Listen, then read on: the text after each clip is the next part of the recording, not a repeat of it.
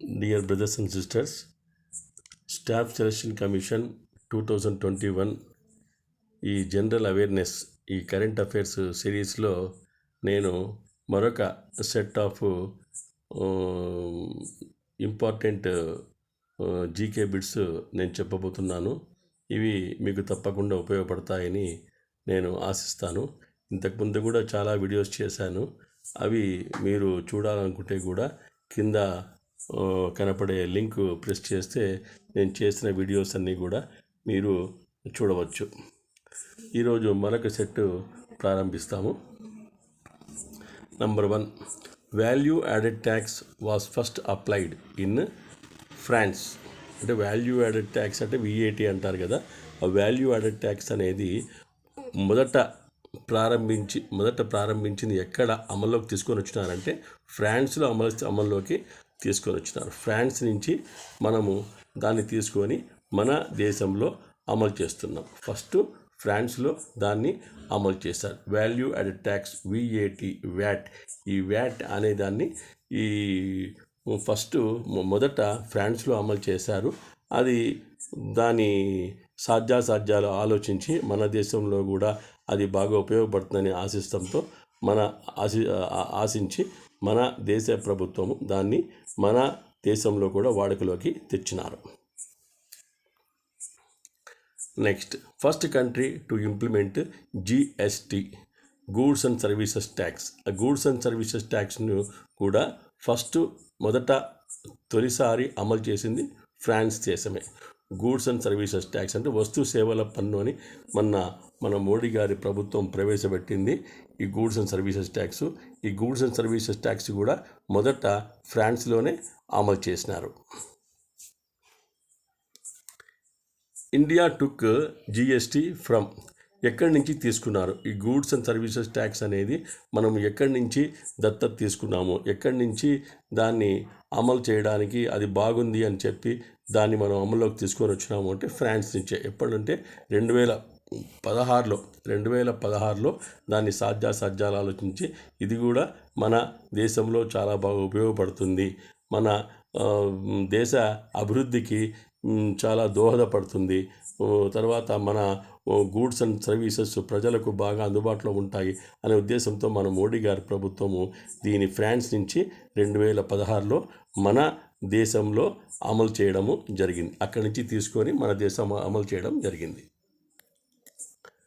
Next, which sector is service sector. Service sector అంటే ఈ సేవల రంగం దాన్ని సర్వీస్ సెక్టార్ అంటారు. ఇక్కడ టెర్టియరీ సెక్టార్ అనింది. టెర్టియరీ సెక్టార్ అంటే మామూలుగా అగ్రికల్చరు, ఇండస్ట్రీస్ కానీ సెక్టార్స్ మిగతావన్నీ కూడా టెర్టియరీ సెక్టార్స్ అని అంటారు. అంటే ఇప్పుడు పవరు, కమ్యూనికేషను ఇవన్నీ కూడా టెర్టియరీ సెక్టార్ కిందికి వస్తాయి. అంటే వ్యవసాయము, పరిశ్రమలు తప్ప మిగతావన్నీ టెర్టియరీ సెక్టార్ కిందికి వస్తాయి. అవన్నీ కూడా ఇప్పుడు ఇది పవరు, టెలికమ్యూనికేషన్ ఇవన్నీ కూడా ప్రజలకు సేవ చేయడానికే ఆ రంగాలు ఉన్నాయి. అందుకని ఆ సేవల ఏవైతే చేస్తాయో, మన ప్రజలకు ఏవైతే సేవలు చేసి ఉపయోగపడతాయో వాటిని టెర్టియరీ సెక్టార్ అని అంటారు. అంటే సేవలు చేసే రంగాన్ని టెర్టియరీ సెక్టార్ అంటారు. వీటి కింద ఈ పవరు, కమ్యూనికేషను, టెలికమ్యూనికేషన్స్ ఇవన్నీ కూడా దీని కిందికి వస్తాయి. అంటే అగ్రికల్చరు, వ్యవసాయము, తర్వాత ఇండస్ట్రీస్, పరిశ్రమలు, అగ్రికల్చర్, ఇండస్ట్రీస్ తప్ప మిగతా సెక్టార్స్ అన్నీ కూడా దీని కిందికే వస్తాయి. ఇవన్నీ కూడా సర్వీస్ సెక్టార్స్.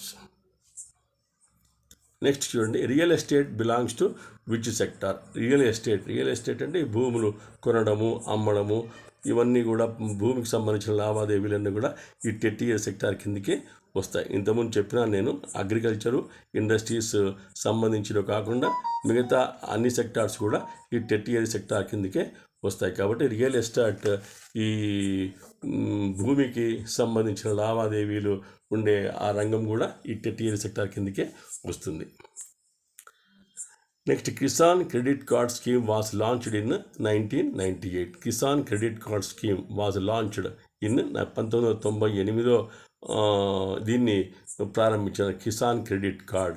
ఒకవేళ రైతులకు ఏదైనా లోన్స్ కావాలని కావాలనుకున్నా కూడా, చిన్న చిన్న అడ్వాన్స్లు కావాలనుకున్నా కూడా, ఎందుకంటే వ్యవసాయ పరికరాలు కొనుక్కోవడానికి, లేకపోతే విత్తనాలు కొనుక్కోవడానికి, వాళ్ళ వ్యవసాయం ని అభివృద్ధి చేసుకోవడానికి ఎన్నో అవసరాలు ఉంటాయి వాళ్ళకు. తర్వాత వ్యవసాయం తరపున కొన్ని పరికరాలు కొనుక్కోవడానికి, తర్వాత కొన్ని విత్తనాలు కొనుక్కోవడానికి, కొన్ని వంగడాలు కొనుక్కోవడానికి కూడా డబ్బు అవసరం ఉంటుంది.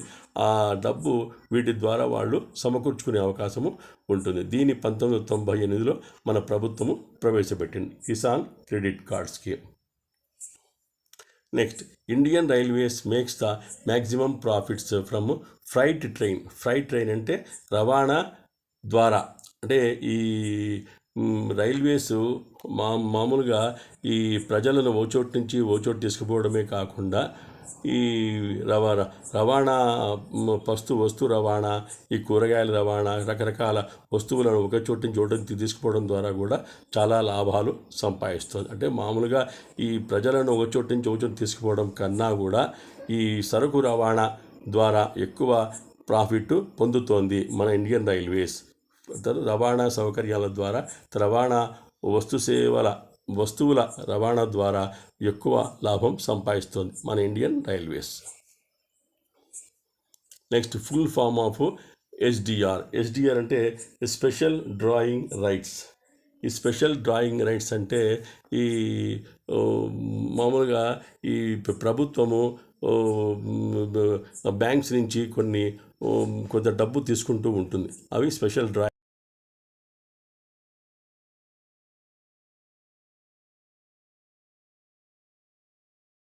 For our country. National debt అది వచ్చి లైఫ్ ఇన్సూరెన్స్ పాలసీస్. ఎందుకంటే నేషనల్ డెట్ అంటే ప్రభుత్వము ప్రజలకు ఇవ్వాల్సిన మొత్తము. ప్రభుత్వము ప్రజలకు ఎప్పుడు ఇస్తున్నది? ప్రజలు తమ డబ్బును ఏదైనా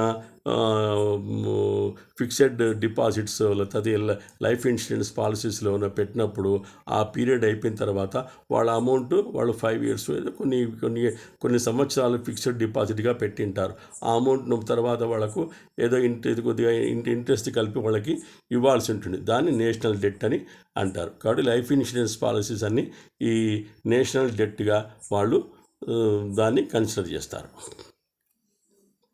next, oil seed production program started in 1990. 1990 సంవత్సరము ఆయిల్ సీడ్ ప్రొడక్షన్, ఈ నూనె విత్తనాల ఉత్పత్తి మన దేశంలో ఎప్పుడు ప్రారంభమైంది అంటే 1990లో ప్రారంభమైంది. అంటే రకరకాల, ఇప్పుడు నువ్వుల నుంచి నూనె తీస్తారు, తర్వాత వేరుశనగ నుంచి నూనె తీస్తారు, కొన్ని ప్రొద్దుతిరుగుడు పువ్వు నుంచి నూనె తీస్తారు. ఇటువంటి ఈ ఆయిల్ సీడ్స్ని ఉత్పత్తి ఎప్పుడు ప్రారంభమైంది మన దేశంలో అంటే 1990లో ప్రారంభమైంది.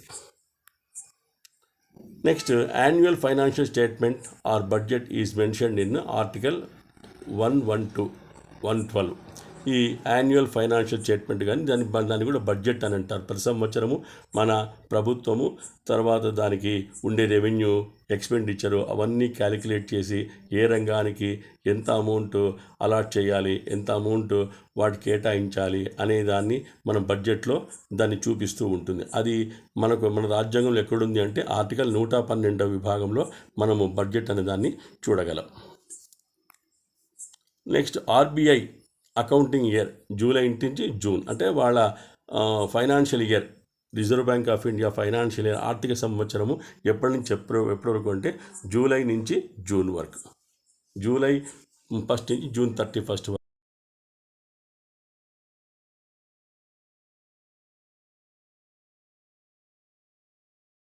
మినిస్ట్రీ ఆఫ్ ఫైనాన్స్ అంటే ఆర్థిక మంత్రివర్గం. ఈ ఆర్థిక మంత్రివర్గం ఏం చేస్తుందంటే ఎకనామిక్ సర్వే ఆఫ్ ఇండియా, అంటే ప్రతి సంవత్సరము ఈ ఎకనామిక్ స్టేటస్, మన ఆర్థిక పరిస్థితి ఎలా ఉంది, అభివృద్ధి రేట్ పెరిగిందా, తగ్గిందా, లేకపోతే ఏదైనా మార్పు వచ్చిందా, ఈ ఇండస్ట్రీస్ ఏమైనా పుంజుకున్నాయా, ఏమైనా ఉత్పత్తి బాగా పెరిగిందా లేదా, ఏ రంగం ఎంత అభివృద్ధి చెందింది, ఇవన్నీ కూడా సర్వే చేస్తారు. ఈ సర్వే చేసి ఆ సర్వే ఫలితాన్ని వాళ్ళు ప్రతి సంవత్సరము మన ముందు ఉంచుతారు. అది ఎవరి పని అంటే మినిస్ట్రీ ఆఫ్ ఫైనాన్స్, ఆర్థిక మంత్రిక వర్గం ఎవరైనా ఉంటారో వాళ్ళ పని అది. Meaning of closed economy, A country does not trade with other countries. Closed economy అంటే ఒక దేశము వేరొక మరి వేరే దేశాలతో కూడా ఎటువంటి లావాదేవీలు వాణిజ్య సహకారం ఏది ఉండదు. ఇక్కడి నుంచి ఎక్స్పోర్ట్స్ పోవడానికి వీల్లేదు, వేరే దేశం నుంచి ఇంపోర్ట్స్ రావడానికి వీల్లేదు. ఆ కంట్రీ దానంతకదే సొంతంగానే వ్యాపారం చేసుకోవాలి తప్ప వేరే దేశ సహకారం అంటూ ఏమీ ఉండదు. అది a country does not trade with other countries. వేరే దేశాలతో కూడా ఏ విధమైన వ్యాపార లావాదేవీలు ఉండవు. అంటే అదంతకదే సొంతంగా వ్యాపారం చేసుకోవాల్సిందే. అంటే ఈ దేశం నుంచి వస్తువులు పోవడానికి వీల్లేదు, వేరే దేశం నుంచి వస్తువులు రావడానికి వీలుండదు. అది క్లోజ్డ్ ఎకానమీ అంటారు. Next meaning of bank rate of interest at which banks borrow money from RBI. Reserve Bank of India నుంచి కొన్ని బ్యాంక్స్ ఏవైనా కొన్ని డిపాజిట్స్ పే చేసే ఉంటాయి, తర్వాత వాళ్ళకి ఏదైనా అవసరాలు ఉంటాయి. ఆ అవసరాల కొద్దీ ఈ కొన్ని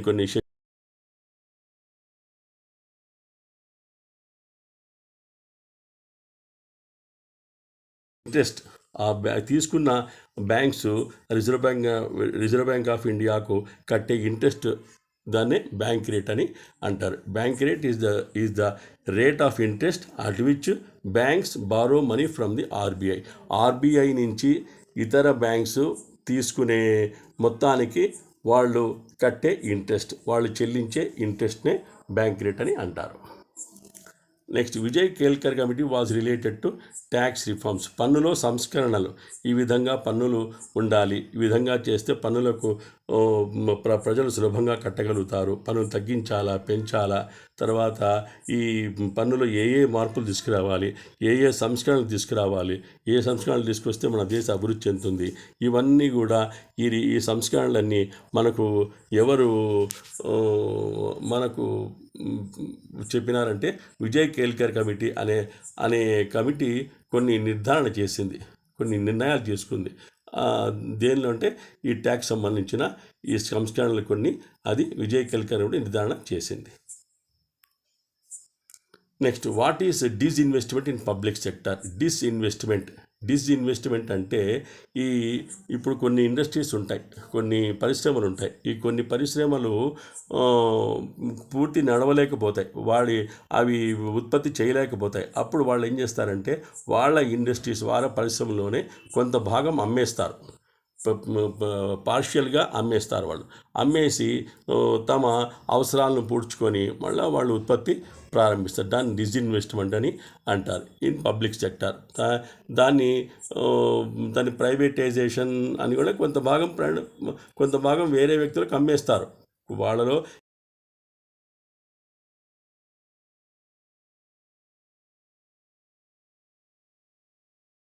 ఇంకా వాళ్ళకు ఆ డబ్బు అవసరం కాబట్టి వాళ్ళు ఏం చేస్తారంటే వాళ్ళ ఇండస్ట్రీలోనే కొంత పార్షియల్గా కొంత భాగాన్ని వాళ్ళు వేరే వాళ్ళకు అమ్మేస్తారు. దాన్ని డిస్ఇన్వెస్ట్మెంట్ అని అంటారు.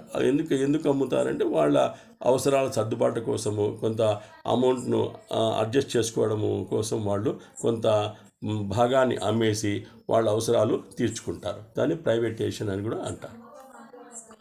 Next, head quarters of RBI from 1934 to 37. అంటే 1934 నుంచి 1937 వరకు reserve Bank of India head quarters ఎక్కడ ఉండింది అంటే కలకత్తాలో ఉండింది. ఎందుకంటే బిఫోర్ ఇండిపెండెన్స్, అంటే మనకు స్వాతంత్రం రాకముందు కలకత్తాలో రిజర్వ్ బ్యాంక్ ఆఫ్ ఇండియా ప్రధాన కార్యాలయం 1934 నుంచి 37 వరకు కలకత్తాలో ఉండింది. నెక్స్ట్, ఫస్ట్ ట్రూలీ స్వదేశీ బ్యాంక్ పంజాబ్ నేషనల్. స్వదేశీ బ్యాంక్ అంటే ట్రూలీ స్వదేశీ బ్యాంక్ అంటే అక్కడంతా మనకి ఇండియన్సే పనిచేస్తారు, ఇంకా వేరే విదేశీయులు కానీ వేరే దేశం వాళ్ళు కానీ పనిచేయరు, మన ఇండియన్సే ఉంటారు స్వచ్ఛంగా. ఇట్ ఈస్ ఆల్ ద స్వదేశీ bank is the bank which is run by all Indians. That is called స్వదేశీ బ్యాంక్. స్వదేశీ బ్యాంక్ మనకు ఎక్కడ కనపడుతుంది? పంజాబ్ నేషనల్ బ్యాంక్ అనే దాంట్లో మనకు ఈ స్వదేశీ తత్వాన్ని మనము చూడవచ్చు మనం. Next, current head quarters of reserve Bank of India. ఇప్పుడు అంటే ఆఫ్టర్ ఇండిపెండెన్స్ మనకి రిజర్వ్ బ్యాంక్ ఆఫ్ ఇండియా ప్రధాన కార్యాలయం ఎక్కడుంది అంటే ముంబైలో ఉంది. ఓకే బ్రదర్స్ సిస్టర్స్, ఈ రోజుకు ఇవి ఈ నేను చెప్పిన ఈ కరెంట్ అఫైర్స్